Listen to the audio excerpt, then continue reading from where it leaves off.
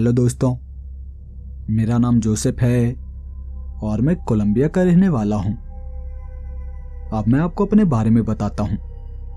मैं एक ghost Hunter हूं और मैं यहां अपने दोस्त कैप्टन घोस्ट के साथ भूतों को पकड़ने का काम करता हूं। अगर आप मेरे पुराने भूत पकड़ने वाले केस की कहानियां सुने होंगे तो आपको यह पता होगा कि मैं यहां कैसे कैसे रहस्यमय भूतिया केस को सुलझा चुका हूं। मेरे पास भूतों को कैद करने वाला एक लॉकेट है जो मुझे भारत में एक तांत्रिक ने तब दिया था जब मैं उनके पास सिद्धियां प्राप्त करने के लिए गया हुआ था। मैं सिद्धियों को तो प्राप्त ना कर सका, पर मेरे सेवा से खुश होकर वो तांत्रिक बाबा मुझे ये लॉकेट दिए थे जो आज भी मेरे गले में है। इसी के साथ हमारे पास कई ऐसे मशीनें हैं जो भूतों को पकड़ने में काम आते हैं। EMF डिवाइस से लेकर कई मशीनें जिसकी सहायता से हम भूतों को पकड़ते हैं। ऐसे ही जब मैं एक दिन यहाँ अपने ऑफिस में बैठा हुआ था, मनोरमा जो यहीं ऑफिस में खुले हुए फाइलों को बंद कर उसे सही जगह पर रखने का काम कर रही थी। कैप्टन घोस्ट वो यहीं मेरे बगल में बैठे ऑफिस में आए लेटर्स को पढ़ रहे थे। उनमें से कुछ लेटर ऐसे थे जिसमें हमें थैंक्स लिखकर भेजा गया था। लोगों के द्वारा हमारे काम की तारीफ की गई थी। हम भी खुश थे। चलो, हम लोगों के परेशानियों को तो सुलझा पा रहे हैं ना, इससे बड़ी बात हमारे लिए क्या हो सकती है। रात के लगभग 9 बजने को थे। कैप्टन घोस्ट एक एक कर सभी चिट्ठियों को पढ़ रहे थे कि तभी उन्हें कैसा लेटर मिला जिसे देखकर उनके चेहरे की खुशी जैसे गायब सी हो गई थी। वो अपनी आंखें गड़ाए उस चिट्ठी को देखे जा रहे थे और तब मैं उनसे कहने लगा, क्या हुआ कैप्टन, ऐसा क्या लिखा इस चिट्ठी में? तो वो उस चिट्ठी को टेबल पर रखते हुए कहने लगे, लो खुद ही पढ़ लो। अब मैं भी उस लेटर को अपने हाथ में पकड़ उसे पढ़ना शुरू हो गया। इस लेटर में लिखा गया था, डियर घोस्ट हंटर्स, हम बहुत ही ज्यादा मुसीबत में हैं। यहाँ मेरे इस छोटे से विलेज में अब तक कई बच्चे गायब हो चुके हैं और आज तो मेरा 12 साल का बेटा लुइस वो भी कहीं रहस्यमय तरीके से गायब हो गया है। पता नहीं आखिर यहाँ पे ऐसा होता क्या है। जब यहाँ रात के वक्त सभी फैमिली वाले अपने घरों में सोते हैं तो तकरीबन आधी रात के करीब यहाँ पूरे गांव में एक मधुर सी आवाज गूंजती है। उस आवाज में जैसे एक नशा सा होता है जो हमारी आंखें बंद करने पे हमें मजबूर कर देती है। और फिर जब हमारी आंखें सुबह के वक्त खुलती है तो हमारे घर के खिड़की या फिर दरवाजे टूटे हुए होते हैं और हमारे घर के बच्चे गायब होते हैं। इसके पीछे जो कोई भी है वो हमारे घरों से हमारे बच्चों को ही उठाकर लेकर जाते हैं। इसके अलावा वो किसी चीज को हाथ तक नहीं लगाते। देखिए, मुझे पूरा यकीन है कि इसके पीछे कोई इंसान नहीं बल्कि कोई बुरी शक्ति है, कोई शैतान है जो ऐसा कर रहा है। कृपा कर हमारी मदद करें। चिट्ठी में नीचे भेजने वाले का नाम लिखा हुआ था, अरीना। ये कोई औरत थी। एड्रेस यही हमारे शहर से करीबन 30 किलोमीटर दूर बस से एक छोटे से गांव का था। और तब कैप्टन घोस्ट मुझसे कहने लगे, तो जोसेफ क्या सोच रहे हो, तुम्हें वहां जाना है या नहीं? देखो, कल मैं किसी काम से दूसरे शहर जा रहा हूं, तब तक तुम वहां अकेले जाओ। अगर तुम्हें ऐसा लगे कि ये केस ज्यादा पेचीदा है या फिर वहां किसी तरह का खतरा हो तब तुम मुझे कॉल कर देना, मैं भी आ जाऊंगा। अगर तुम चाहो तो अपने साथ मनोरमा को भी लेकर जा सकते हो। कैप्टन घोस्ट मुझसे ऐसा कह रहे थे और मैं उनसे कहने लगा, नहीं नहीं, मैं वहां अकेला जाऊंगा। आज रात हो चुकी है, कल सुबह होते मैं उस गांव में जाने के लिए निकल जाऊंगा। कैप्टन घोस्ट भी मान गए थे और फिर रात बीती। सुबह होते ही मैं फटाफट फ्रेश हो गया और दिन के लगभग 9 बजे के करीब मैं ऑफिस पहुंचा। ऑफिस में सिर्फ मनोरमा थी। उसका कहना था कि कैप्टन घोस्ट किसी काम से दूसरे शहर गए हैं, क्या मैं आपके साथ चलूं? लेकिन मैं उसे साफ साफ मना कर दिया और फिर भूत पकड़ने वाले कुछ जरूरत की मशीनें अपने कार में रख कार से उस गांव की ओर बढ़ चला। पहले तो मुझे अपने शहर को पार करना पड़ा, उसके बाद कई छोटे छोटे गांव आए। मैं उन्हें भी पार करता हुआ इस छोटे से गांव में पहुंच आया था। बड़े बड़े ऊंचे घने पेड़ों के साथ बसा ये छोटा सा गांव देखने में बहुत ही प्यारा था। यहाँ सभी घरों के छत 2 तरफा थे और सड़कें कच्ची, लेकिन इसके बावजूद भी मैं यहाँ के सुकून को अनुभव कर पा रहा था। पूरे गांव में शांति थी और पेड़ों पर से चिड़ियों की चहचहाती हुई आवाज जो मेरे कानों पे साफ साफ सुनाई पड़ रही थी। मैं अपनी कार को वहीं गांव के बीचों बीच रास्ते के किनारे पर रोका और फिर कार से बाहर निकला। मुझसे कुछ ही दूरी पर एक औरत खड़ी थी। वो मुझे देखते मेरे पास आई और वो मुझसे कहने लगी, आप घोस्ट हंटर जोसेफ है ना? मैं आपकी तस्वीर न्यूज़पेपर में देखी थी। तब मैं भी उनसे कहने लगा, हाँ मैं घोस्ट हंटर जोसेफ ही हूं। तो उसका कहना था, अरीना, मेरा नाम अरीना है, मैंने ही आपको चिट्ठी भेजी थी। हम आपस में बातें कर रहे थे और वहां गांव वालों की भीड़ लग चुकी थी। सभी गांव वाले मेरे बारे में जानकर वो अपनी अपनी परेशानी मुझे बता रहे थे कि कैसे उनके घर से बच्चे गायब हो चुके हैं।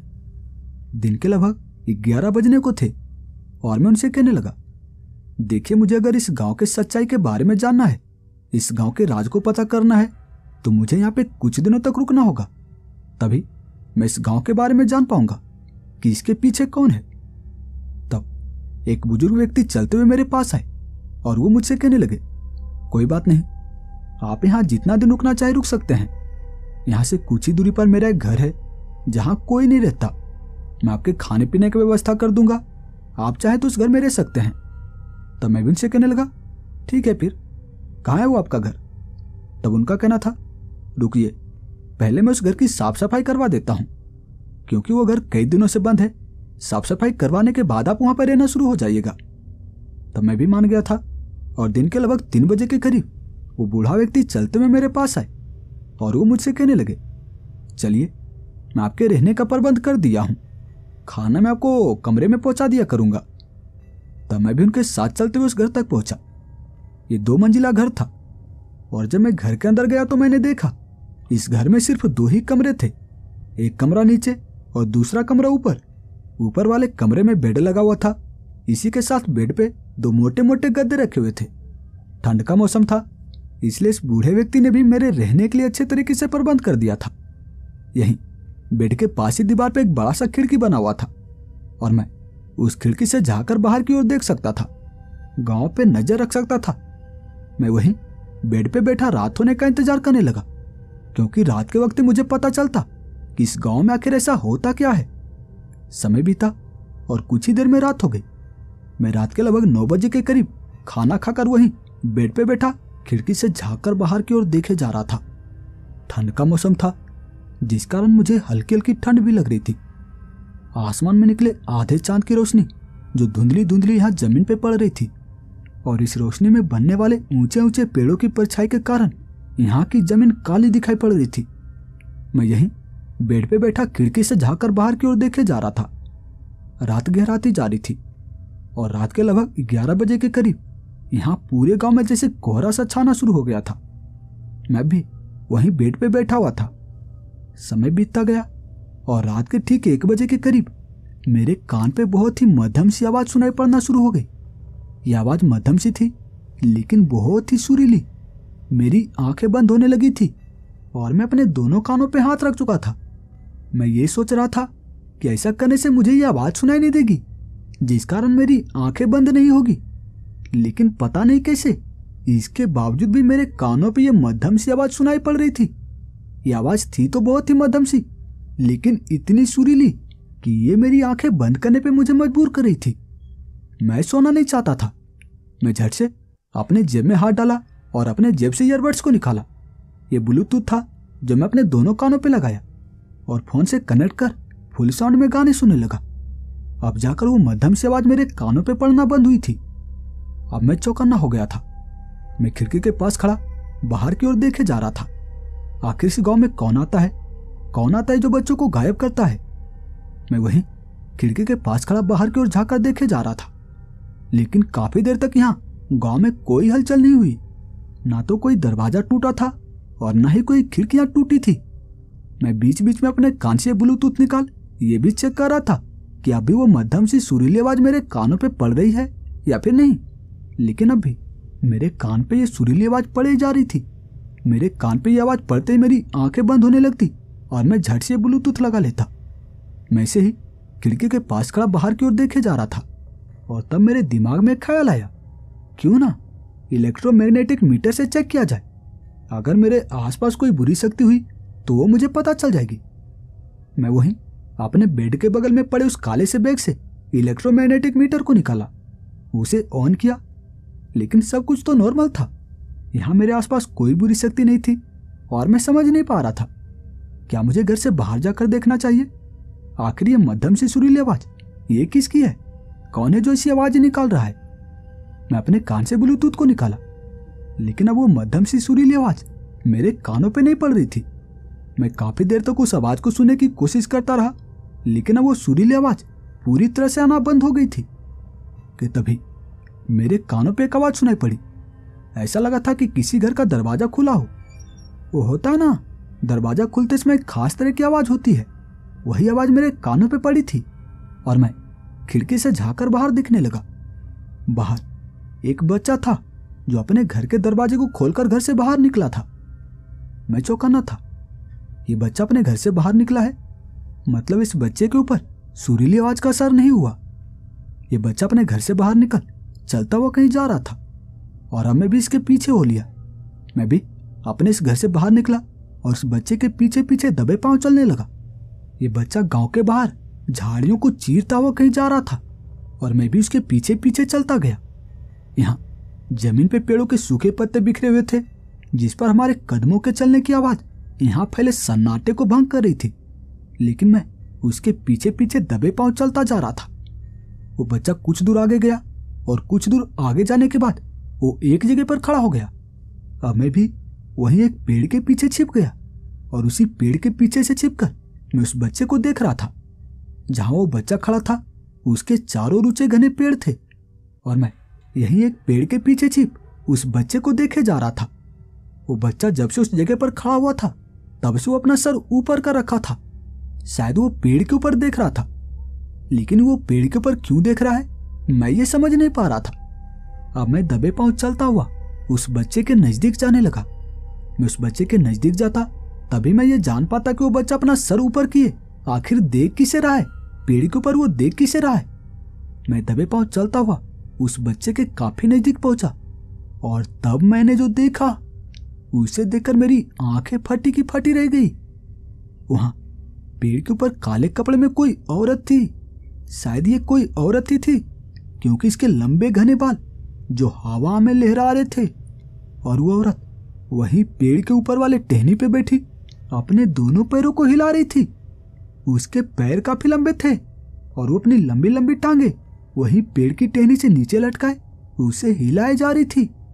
उस औरत का चेहरा दिखाई नहीं पड़ रहा था, बस उसके खुले बाल, लंबे घने खुले बाल जो हवा में लहरा रहे थे। उसे देखकर मैं समझ पाया था कि ये कोई औरत ही है।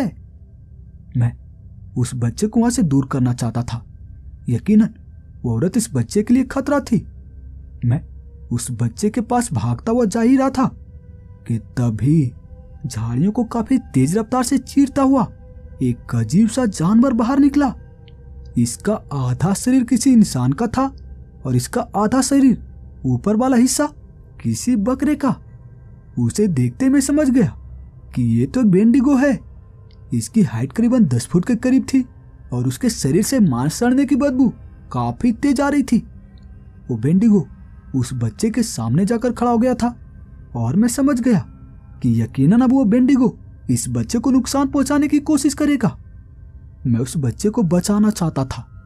मैं जैसे उस बच्चे की ओर दौड़ा था, उसे बचाने के लिए जैसे ही उस बच्चे की ओर दौड़ा था कि तभी वो बेंडिगो उस बच्चे को अपने हाथों में उठा अपने दोनों पैरों पे उछलता हुआ झाड़ियों में भाग गया था और मैं उसे देखता रह गया। वहां पेड़ के ऊपर वो जो काले कपड़े में औरत बैठी थी, जैसे उसे भी पता चल गया था कि उस बच्चे के अलावा यहाँ पे और भी कोई है।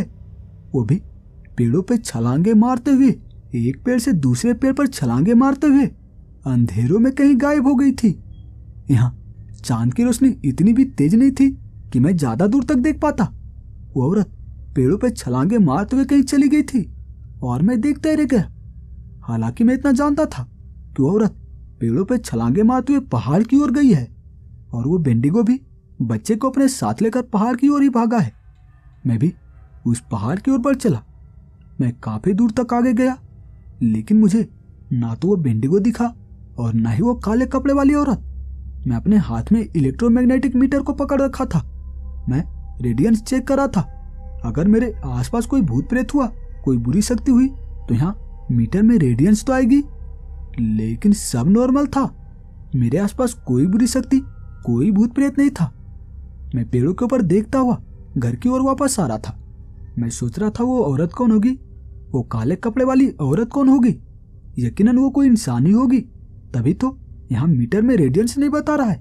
अगर वो कोई आत्मा होती, कोई भूत प्रेत होती, तो यह मीटर बताता ना। यकीनन वो इंसान ही होगी। मैं यही सोचते हुए उस घर में वापस पहुंचा।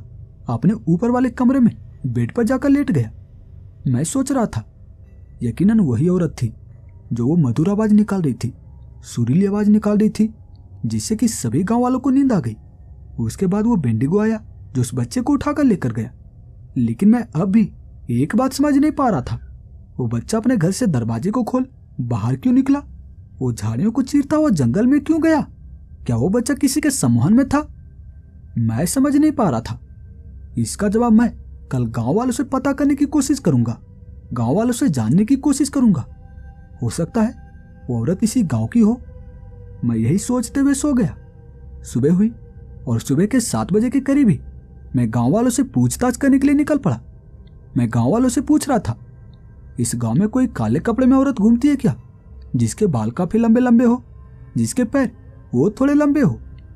तो उनका कहना था, इस गांव में तो ऐसे बहुत लोग हैं जो काले कपड़े में घूमती है, कई औरतें हैं जो काले कपड़े में घूमती है, आप किसकी बात कर रहे हैं? मैं चुप था। दरअसल मेरा मेन मकसद था कि मैं सभी घरों में जाकर देखूं, सभी घरों के लोगों को देखूं कि उनमें से कोई ऐसी औरत है क्या जो काले कपड़े में हो, जिसके बाल काफी लंबे हो और पैर वो थोड़े लंबे हो। मैं से ही सभी घरों में जा जाकर देख रहा था। उनसे बेंडिगो के बारे में पूछता कि क्या उन्होंने कभी गांव में बेंडिगो को देखा है, कभी ऐसी औरत को देखा है जिसके पैर थोड़े लंबे हो, बाल काफी लंबे लंबे हो। लेकिन सभी का कहना था, ऐसे तो बहुत लोग हैं, बहुत औरतें हैं जो काफी लंबी है, काले कपड़े को पहनती है, उसके बाल भी काफी लंबे हैं।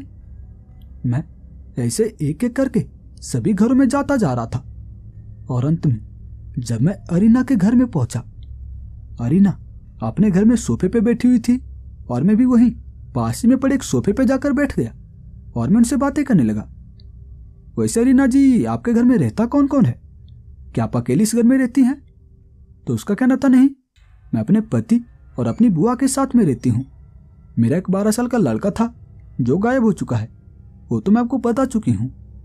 तो मैं उससे कहने लगा, आपकी बुआ कहाँ है, वो दिखाई नहीं दे रही।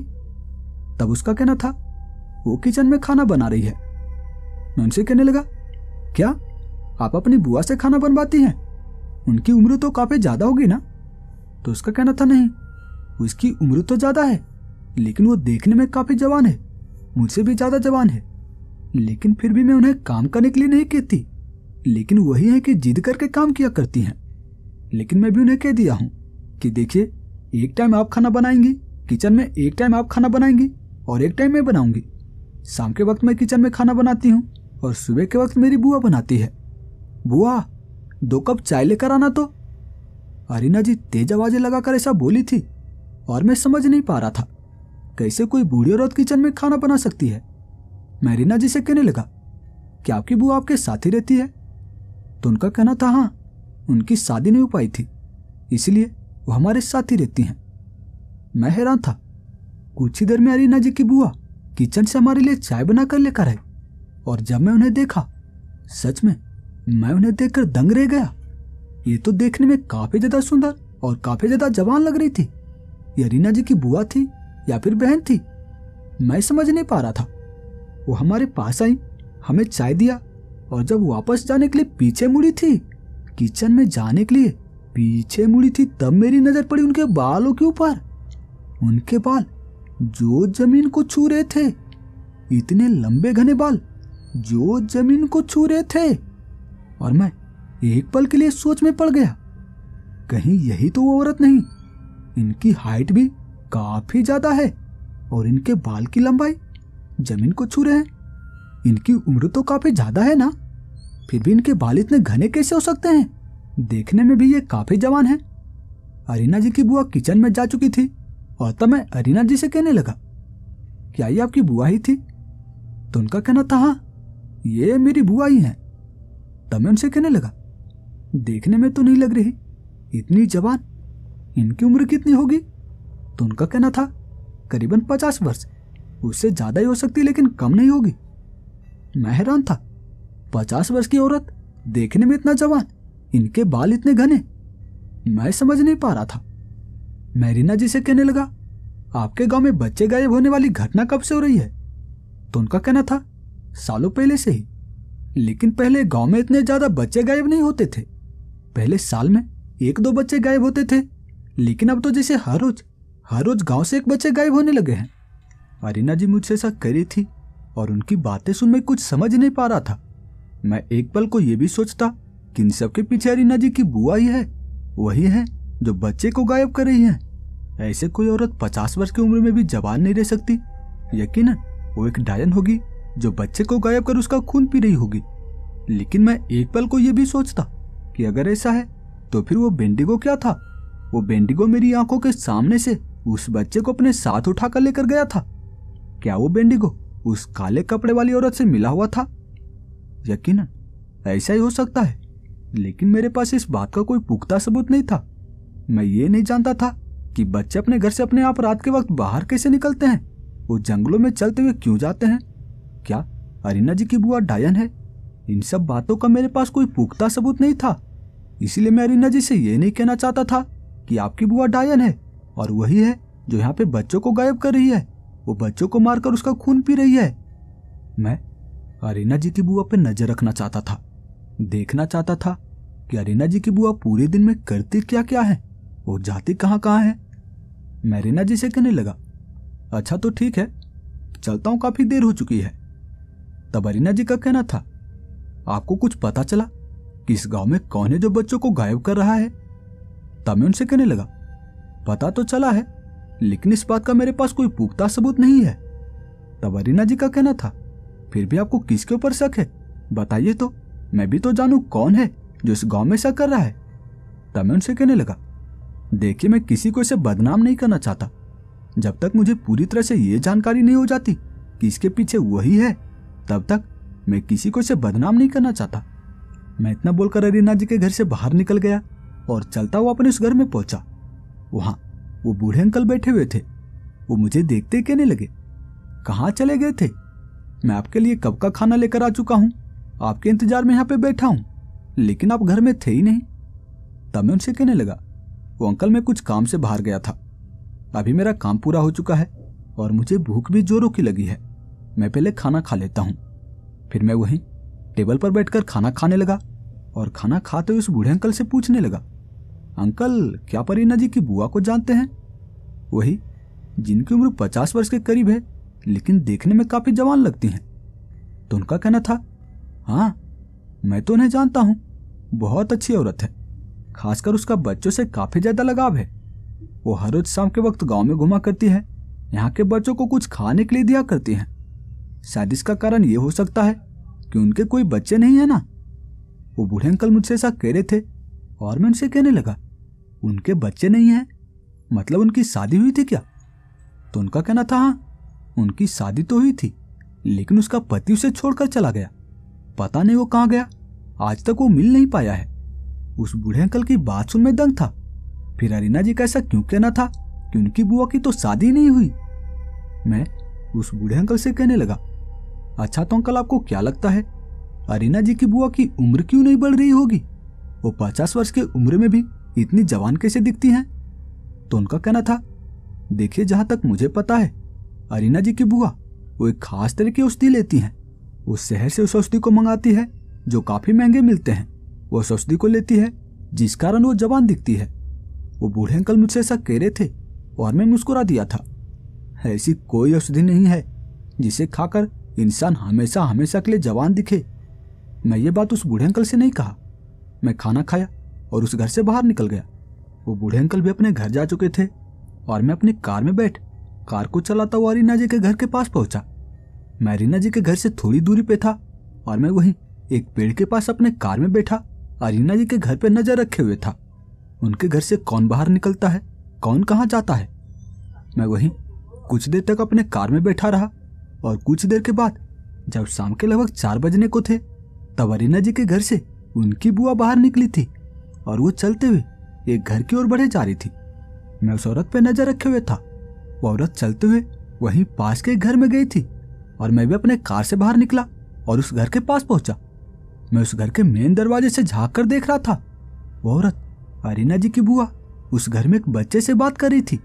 उस बच्चे की उम्र लगभग 11 साल के करीब होगी और वो कुछ देर तक बात करने के बाद उस बच्चे को कुछ खाने के लिए दिया था।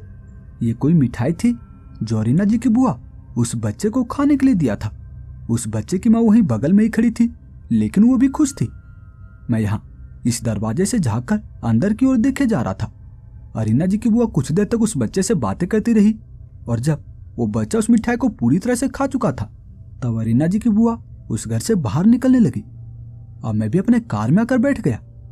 मैं समझ चुका था अगर ये औरत अरीना जी की बुआ उस बच्चे पे मिठाई के जरिए सम्मोहन कर रही होगी तब यही बच्चा आज रात के वक्त गायब होगा। यही बच्चा अपने घर से रात के वक्त बाहर निकलेगा। मैं अपने घर में वापस आ गया था। समय बीता और कुछ ही देर में रात हो गई। मैं रात के लगभग 10 बजे के करीब खाना खाकर अपने कमरे में बेड पे बैठा खिड़की से झांककर बाहर की ओर देखे जा रहा था। आसमान में चांद निकला हुआ था। यहाँ पेड़ों से चिड़ियों के चहचहाने की आवाज थोड़ी थोड़ी मध्यम मध्यम सी मुझे सुनाई पड़ रही थी। रात गहराती जा रही थी और रात के करीबन 11 बजे के करीब यहाँ पूरे गांव में धुंध छाना शुरू हो गया था। कोहरा छाना शुरू हो गया था क्योंकि ठंड का मौसम था। ठंड के मौसम में कोहरा छाना तो लाजमी था। कुछ ही देर बाद रात के लगभग 12:30 बजने को थे तब मेरे कानों पे फिर से वही मधुर सी सुरीली आवाज पड़ना शुरू हो गई। यह आवाज इतनी सुरीली थी कि मेरी आंखें बंद होने लगी थी और मैं झट से अपने कानों पे ईयरबड्स को लगाया। मुझे पता था अगर मैं ऐसा नहीं करूंगा तो मेरी आंखें बंद हो जाएगी, मैं सो जाऊंगा। मैं अपने कानों पे ईयरबड्स को लगाया, फोन से ब्लूटूथ कनेक्ट किया और फुल साउंड में गाने सुनने लगा। अब मुझे पता था कि वो बच्चा अपने घर से बाहर निकलेगा। मैं अपने कमरे से बाहर आ गया था, इस घर से बाहर आ गया था और चलता हुआ उस बच्चे के घर के पास चला गया। मैं उस बच्चे के घर के पास पहुंचा और उसके घर के बाहर खड़ा मैं उस बच्चे के घर से बाहर निकलने का इंतजार करने लगा। मुझे पूरा यकीन था कि वही बच्चा अपने घर से बाहर निकलेगा। मैं वहीं कुछ देर तक उस बच्चे के घर के पास ही खड़ा रहा और कुछ देर बाद वो बच्चा अपने घर के दरवाजे को खोल घर से बाहर निकला था। मैं उसे झट से पकड़ लिया। मैं उसे जंगलों में जाने नहीं देना चाहता था। मुझे पूरा यकीन था कि अगर ये बच्चा जंगल में जाएगा तो वो बेंडिगो आएगा और वो बेंडिगो इस बच्चे को अपने साथ उठाकर लेकर जाएगा। अगर मैं इस बच्चे को बचा नहीं पाया तो क्या होगा? फिर से एक बच्चे की जान चली जाएगी। मैं उस बच्चे को रोकने की कोशिश कर रहा था। मैं उसे कसकर पकड़े हुए था, लेकिन वो बच्चा अपने कदम आगे की ओर बढ़ाने की कोशिश कर रहा था। मैं समझ चुका था ये उस औरत के सम्मोहन में है, ये रुकने वाला नहीं। मैं पहले से ही तैयारी करके आया था।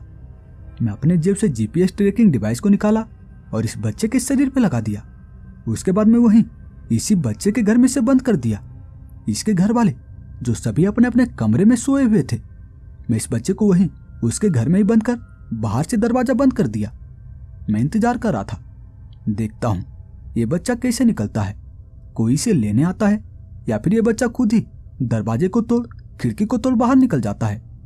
मैं वहीं खड़ा रहा और कुछ ही देर बाद मेरे कानों पे धम धम की आवाज पड़ना शुरू हो गई थी। कोई तो था जो अपने भारी कदमों को जमीन पे पटक रहा था। मैं एक पेड़ के पीछे छिप गया और कुछ ही देर बाद वही बेंडिगो आया था। वही बेंडिगो वो चलता हुआ इसी घर की ओर बढ़े आ रहा था और मैं यहाँ इस पेड़ के पीछे छिपा ये सब नजारा देख रहा था। कुछ ही देर बाद वो बेंडिगो इस घर के पास आया और वो दरवाजे को तोड़ उस बच्चे को अपने साथ लेकर चला गया था।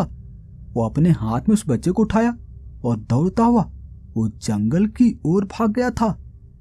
अब मैं भी अपने फोन को निकाला और जीपीएस को ट्रैक करने लगा। मुझे लोकेशन पता चल गया था कि वो बेंडिगो बच्चे को अपने साथ लेकर गया कहाँ है। मैं भी अब अपने फोन में फ्लैशलाइट को जलाए उस ओर बढ़ चला था। ये जंगल का घना वाला इलाका था जहां पे ये लोकेशन मुझे दिखा रहा था। मैं भी चलता हुआ जंगल के अंदर की ओर बढ़े जा रहा था। मैं पूरी तैयारी कर रखा था कि कैसे उस बेंडिगो से निपटना है, कैसे उस डायन से बचना है, क्योंकि मैं इस लोकेट में सिर्फ भूत प्रेत पिशाचों को ही कैद कर सकता हूँ। डायन तो एक इंसान होती है ना, बेंडिगो वो भी कोई आत्मा नहीं बल्कि कोई अजीब सा जानवर होता है। मैं इन दोनों को अपने लॉकेट में कैद नहीं कर सकता था, मुझे उनसे लड़ना था। मैं अपने साथ गन, चाकू, पीछे तलवार रखा हुआ था ताकि मेरे ऊपर कभी भी मुसीबत आए तो मैं उनसे लड़ पाऊं। मैं जंगल के अंदर की ओर बढ़े जा रहा था। कुछ ही देर बाद मैं उस लोकेशन पे भी पहुंच आया था और तब मैंने देखा ये जंगल का ही इलाका था, लेकिन यहाँ एक भी पेड़ तो थे ही नहीं। जमीन पूरी तरह से काली थी। ऐसा लग रहा था कि जमीन पे काले रंग के राख बिखरे हुए हों। यहाँ जमीन पे एक भी पेड़ या फिर एक भी पौधे नहीं थे। मैं समझ नहीं पा रहा था ये जंगल का ही इलाका है, मुझसे कुछ ही दूरी पर पहाड़ है, लेकिन यहाँ जमीन पे ना तो एक भी पेड़ है और ना ही पौधे, यहाँ तक कि घास तक उगे हुए नहीं है। सभी जगह काले रंग के राख ही राख। मैं चलता हुआ आगे की ओर बढ़ने लगा। मुझसे कुछ ही दूरी पर ऐसा लग रहा था कि कोई आग जलाकर बैठा हुआ है। मैं चलता हुआ उसी ओर बढ़े जा रहा था। जमीन पे आग जल रही थी और जब मैं काफी नजदीक पहुंचा तब मैंने देखा वहां सामने काले कपड़े में कोई औरत खड़ी थी। उसका चेहरा मुझे इतनी दूर से दिखाई नहीं पड़ रहा था और जब मैं चलता हुआ उस औरत के पास पहुंचा तब मैंने देखा ये वही औरत थी, अरीना जी की बुआ। वो मुझे देखते ही कहने लगी, आओ आओ घोस्ट हंटर जोसेफ, मैं तुम्हारा इंतजार कर रही थी। मुझे पूरा यकीन था कि तुम मेरे बारे में पता लगा ही लोगे, इस गांव के रहस्य के बारे में जान ही लोगे कि कौन है इसके पीछे जो बच्चों को गायब कर रहा है। कोई बात नहीं, तुम अब यहाँ तक आ ही गए हो तो तुम्हें मरना तो तय है।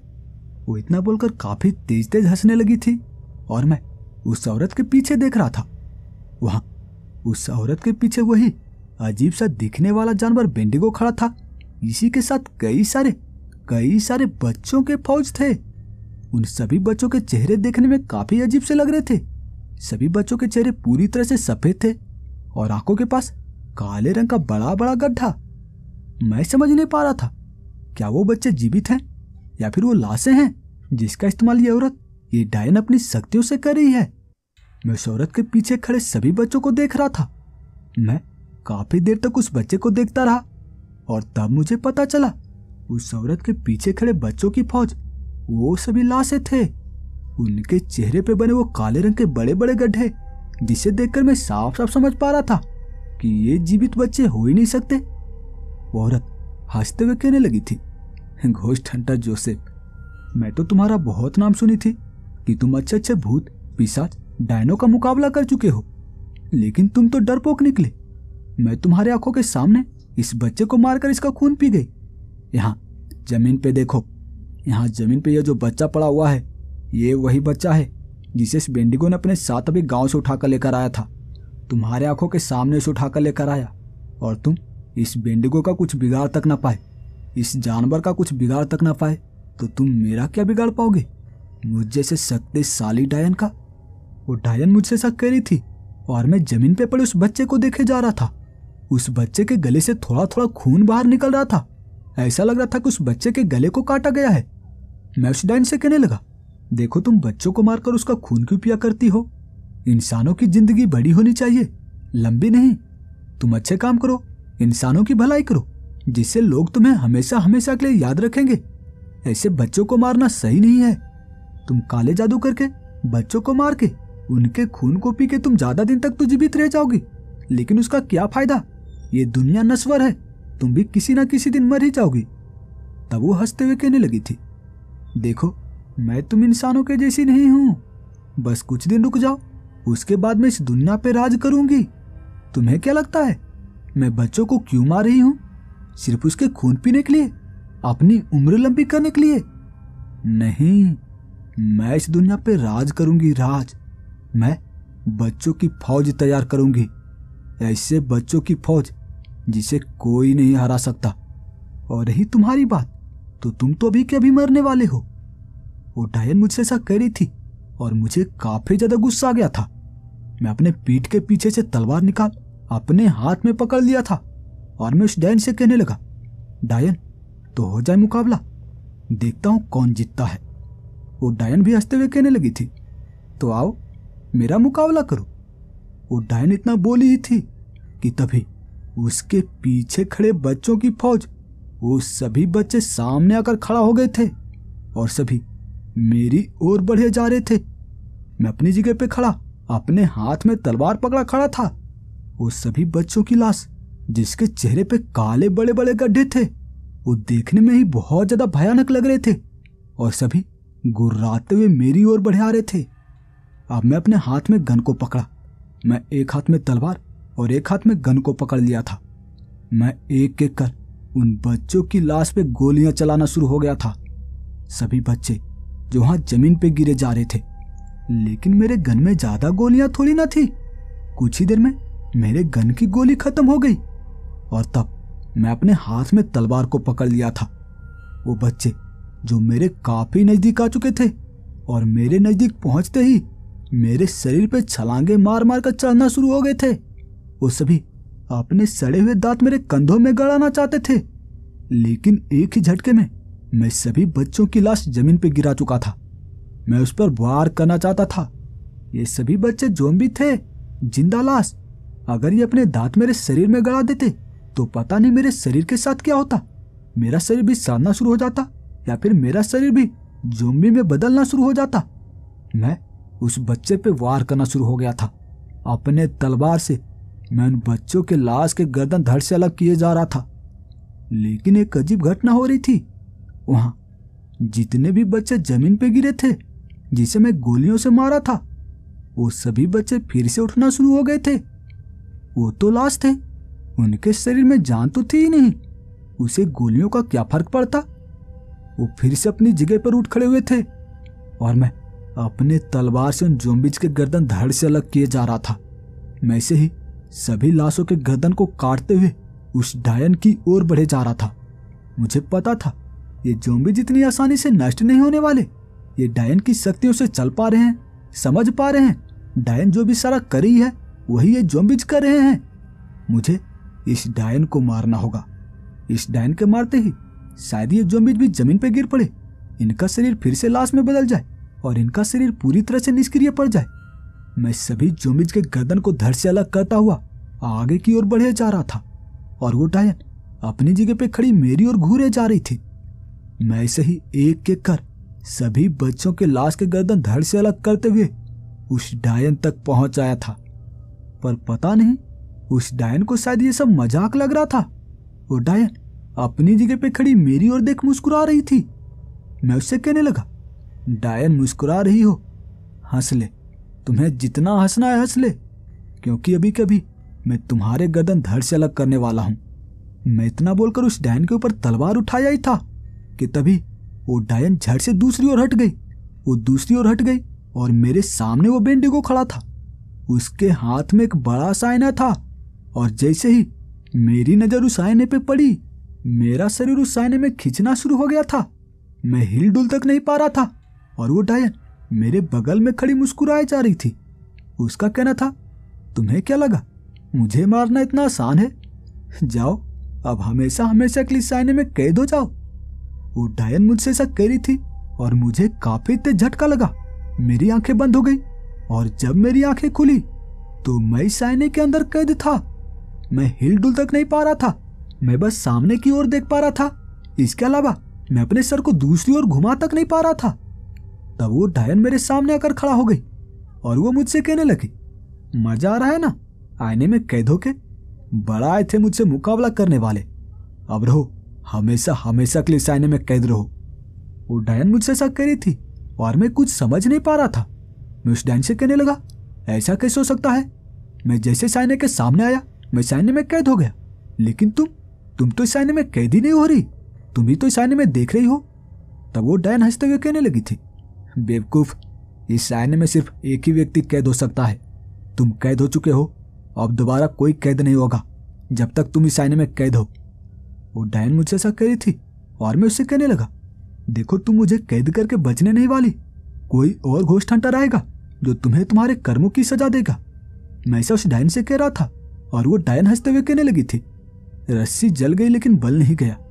तुम्हें क्या लगता है जब तुम मेरा कुछ बिगाड़ नहीं पाए तो कोई और घोस्ट हंटर मेरा कुछ बिगाड़ पाएगा? वो डायन ऐसा कह रही थी और मैं चुप था। मैं उसके सामने हार गया था। तब वो डायन कहने लगी थी, तुम्हें क्या लगता है कि तुम बच्चों के ज़ॉम्बीज़ के साथ लड़े, मुकाबला करते हुए मुझसे हारे हो? नहीं, तुम किसी भी बच्चों के लाश को कुछ नुकसान तक नहीं पहुंचा पाए। देखो सामने। वो डायन मुझसे ऐसा कह रही थी और मैं कुछ समझ नहीं पाया। जब मैं वहां सामने देखा तो सभी के सभी बच्चों के लाश जमीन पे खड़े थे। मैं हैरान था। मैं तो कुछ बच्चों के लाश के गर्दन को धड़ से अलग कर दिया था, तो फिर वो अपने गर्दन को शरीर में कैसे लगा लिए? अपने शरीर में अपने गर्दन को कैसे लगा लिए? तब वो डायन हंसते हुए कहने लगी थी, तुम्हें क्या लगा था कि तुम इन लाशों के गर्दन धड़ से अलग कर दोगे तो ये दोबारा जीवित नहीं होंगे? नहीं, ये मेरे जादू से बने हुए ज़ॉम्बीज़ हैं। दोबारा इनके शरीर पे इनके गर्दन लगाते ही ये फिर से जीवित हो गए। उस बेंडिगो को देखो, वो वहां पे क्या कर रहा है। तब मैं उस बेंडिगो को देखा। वो बेंडिगो एक बच्चे के शरीर पे सर को लगा रहा था और उस बच्चे के शरीर पे कटे हुए सर लगाते ही वो बच्चे का लाश फिर से उठ खड़ा हुआ था। और तब मैं समझ गया, ऐसे ही ये सभी बच्चों के लाश फिर से उठकर खड़ा हो गए होंगे। मैं उस डायन की ओर देखे जा रहा था और तब वो डायन मुझसे कहने लगी, अभी तुम देखते जाओ, अभी और होता क्या क्या है। ये तो सिर्फ टेलर है, पिक्चर अभी बाकी है। मेरे सामने वो डायन अपनी आंखें बंद कर चुकी थी और कुछ शब्दों को बुदबुदाए जा रही थी। लगातार कुछ देर तक शब्दों को बुदबुदाती रही और कुछ ही देर बाद वहां की जमीन फटना शुरू हो गई थी। वो काली जमीन फटे जा रही थी और मैं हैरान था, इसके पास कितनी शक्ति है, ये जमीन को फाड़ सकती है, लेकिन ये जमीन को क्यों फाड़ रही है? वो डायन कुछ देर तक मंत्रों को बुदबुदाने के बाद फाड़ते हुए जमीन की ओर देखने लगी थी और कुछ ही देर में जमीन फाड़कर एक अजीब सा दिखने वाला व्यक्ति बाहर आया था। इसके बाल पूरी तरह से लाल थे, चेहरा पूरा सफेद और आंखें पीले रंग की चमक रही थी। उसने अपने पूरे शरीर पे काले रंग के हुडी को पहन रखा था और तब मेरी नजर पड़ी उस अजीब से दिखने वाले व्यक्ति के पीछे। उसके पीछे और भी कई लोग थे। वो सभी काले हुडी में थे, लेकिन उनके चेहरे मुझे दिखाई नहीं पड़ रहे थे, जैसे उनका चेहरा तो था ही नहीं। उनके चेहरे के जगह पे सिर्फ और सिर्फ काला अंधेरा था। मैं समझ नहीं पा रहा था, कौन हो सकते हैं ये लोग? कहीं ये पाताल के शैतान तो नहीं? तब वो अजीब सा दिखने वाला शैतान वो चलता हुआ इस डायन की ओर आने लगा था। ये डायन अपने सर को झुकाए उसके सामने खड़ी थी। वो शैतान चलता हुआ इस डायन के सामने आकर खड़ा हो गया और अपने हाथों की उंगलियां अपने चेहरे पे फेरते हुए कहने लगा, दुनिया काली हो। उसके इतना बोलते ही उसके पीछे जो काले हुडी में लोग खड़े थे वो भी आवाजें लगाते हुए कहने लगे थे, दुनिया काली हो। पता नहीं वो आवाज कहां से आई थी, उसके चेहरे तो थे ही नहीं। उसके चेहरे की जगह पे सिर्फ काला अंधेरा था। फिर भी पीछे से आवाज आई थी, दुनिया काली हो। तब ये डायन भी कहने लगी थी, दुनिया काली हो। मैं समझ नहीं पाया था, क्या ये लोगों का कोई खास तरह का डायलॉग है जो ये बार बार बोला करते हैं, किसी से मिलने के बाद बोला करते हैं? तब वो अजीब सा दिखने वाला शैतान इस डायन से कहने लगा था, तो बताओ कितने बच्चों को अब तक तुम लाश में बदल चुकी हो? तब वो डायन कहने लगी थी, सरकार वही रहा जो वहां सामने खड़े हैं, सिर्फ उतने ही हैं। तब वो हंसते हुए कहने लगा था, बस इतना ही? चलो कोई बात नहीं, लेकिन अगर हो सके तो तुम अगली बार ज्यादा बच्चों को मारने की कोशिश करना। मैं भी इन बच्चों की लाश को अपने साथ लेकर जाता हूं।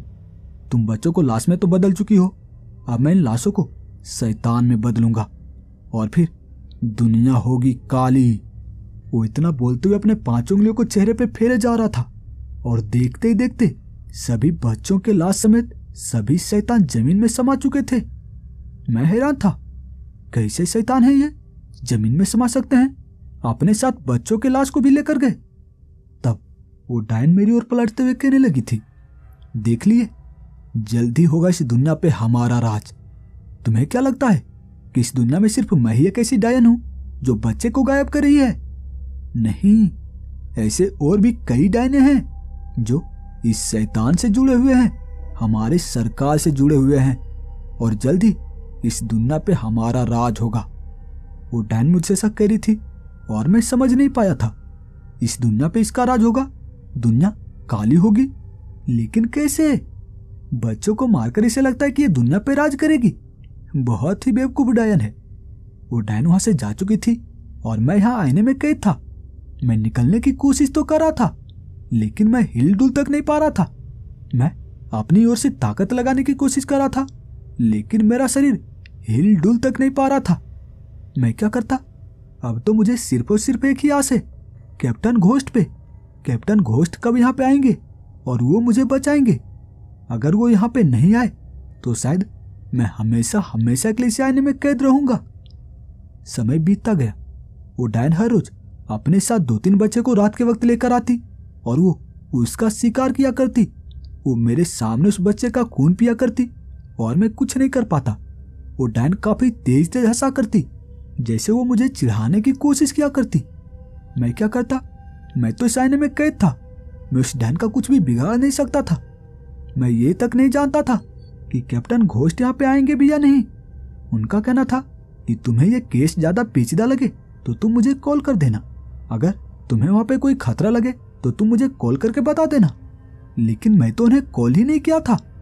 मैं समझ नहीं पा रहा था कि कैप्टन घोस्ट यहाँ पे आएंगे भी या नहीं।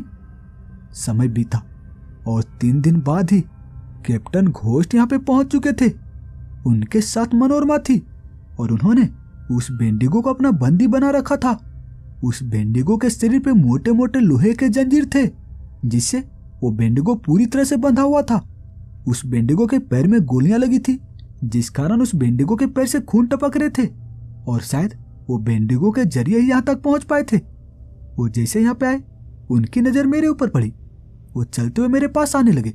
वो मुझे आईने को तोड़कर आजाद करना चाहते थे, लेकिन तभी वो डायन जमीन से बाहर निकली थी। वो जमीन से समाकर बाहर निकली थी और मैं समझ नहीं पाया ये डायन जमीन में भी समा सकती है।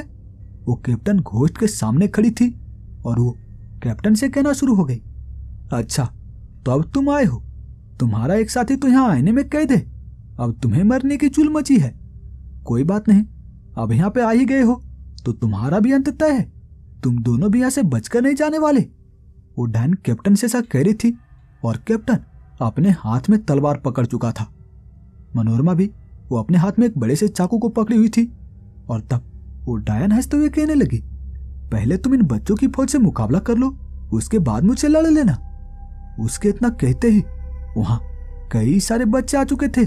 लगभग 10 से 12 की संख्या में बच्चे थे।